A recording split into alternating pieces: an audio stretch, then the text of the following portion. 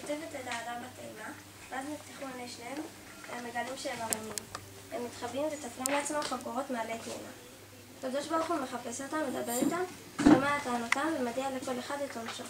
מיד אחר כך כתוב בפרק ג' פסוק כ"א, ויעש השם אלוקים לאדם ולאשתו כותנות עור וילבישם. למה היה צריך לעשות להם כותנות עור? הרי הם כבר תפרו לעצמם חגורות, והשם לא רק הכין להם, גם מלביש אותם. מה התורה רוצה ללמד אותנו כאן?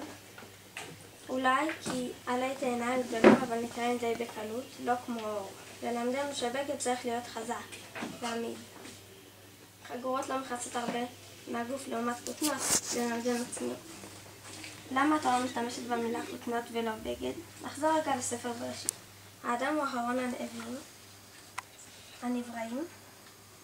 השם שם אותו בגן עדן, לעבדה ולשמרה, והשם מצווה אותו לתת שמות לכל הבריאה. האנשים הם העוזרים של השם. הם שונים מכל בריאה אחרת. בעל הטורים מזכיר לנו שכתוב על אהרון הכהן וילבישם כותנות. הכותנות זה הכהונה, אנשים קדושים, שהם נבראו בצלם אלוקים. אנשים צריכים לדבר בנקיות וביושר ולהתלבש בצניעות. הבגד הוא מכבד את האדם. כמו שכתוב בגמרא, רבי יוחנן קרא לבגדיו מכבדותיי, להגיד על הבגדים שלו שהם מכבדים אותו. האם אפשר לקנות כל סוג לבוש שרק רוצים במחר של חנויות, אבל לפעמים לאדם רוצה משהו יותר אישי, אז הוא מכין לעצמו.